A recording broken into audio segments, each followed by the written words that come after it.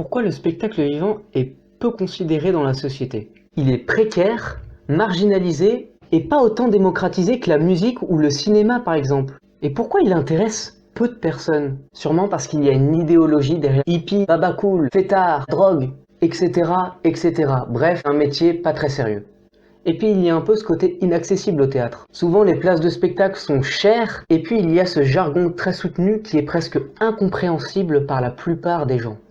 Peu de personnes s'y intéressent et font l'effort de se déplacer pour voir un spectacle, car c'est beaucoup plus simple de trouver du divertissement devant une télé. Les films demandent moins d'effort mental à les apprécier, car tous les contextes extérieurs à l'histoire sont apportés. Et puis, quel est le besoin profond qui pousse les personnes à aller voir un spectacle vivant? Pourquoi les personnes iraient dépenser de l'argent alors que pour regarder des films ou pour écouter de la musique, aujourd'hui c'est presque totalement gratuit grâce aux plateformes de streaming. Mais ce qu'on ne vous dit pas, c'est que le public des spectacles vivants, c'est souvent des artistes eux-mêmes ou des gens qui rêveraient de l'être. Donc, si on en croit la pyramide de Maslow, les gens qui vont au spectacle vivant, c'est pour résoudre ce besoin d'accomplissement. En fait, ils cherchent à s'accomplir, ils cherchent à rêver et à devenir artistes. Mais en réalité, les artistes de spectacle vivant vivent une vie très précaire. En réalité, ils sont pauvres, à part les plus doués qui ont eux accès aux théâtres nationaux, mais les petites compagnies, ils essayent de faire leur travail un peu chacun de leur côté. On peut même dire que seule l'élite peut vivre à plein temps du spectacle vivant. Et si on rendait ce métier un métier qui demande de l'organisation, de la réflexion, de la créativité, un métier qu'on pourrait prendre au sérieux?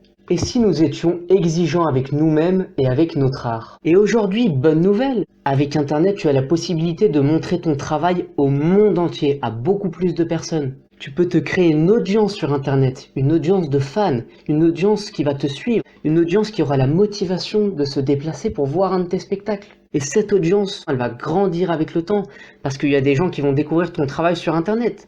Et une fois que tu as posté des vidéos sur Internet, une fois que tu postes du contenu sur Internet, il y reste et il y restera.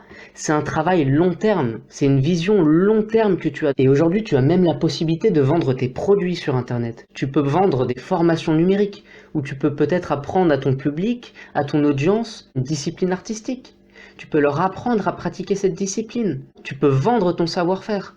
Tu peux littéralement te créer une boutique sur Internet qui va te libérer du temps pour pouvoir faire ta passion, te produire sur scène, faire des spectacles, faire marcher ta créativité, créer de nouveaux spectacles. J'ai créé un groupe d'emails privés qui rassemble toutes les personnes qui rêveraient de vivre du spectacle vivant, qui se battent pour vivre du spectacle vivant, pour vivre de leur art.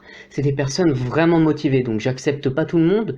Tu peux aller dans la description, t'inscrire si tu veux, mais il faut vraiment que tu sois motivé pour vivre du spectacle vivant, vraiment motivé pour vivre de ton art et pour gagner ta liberté. C'est totalement gratuit, tu peux te désinscrire quand tu veux.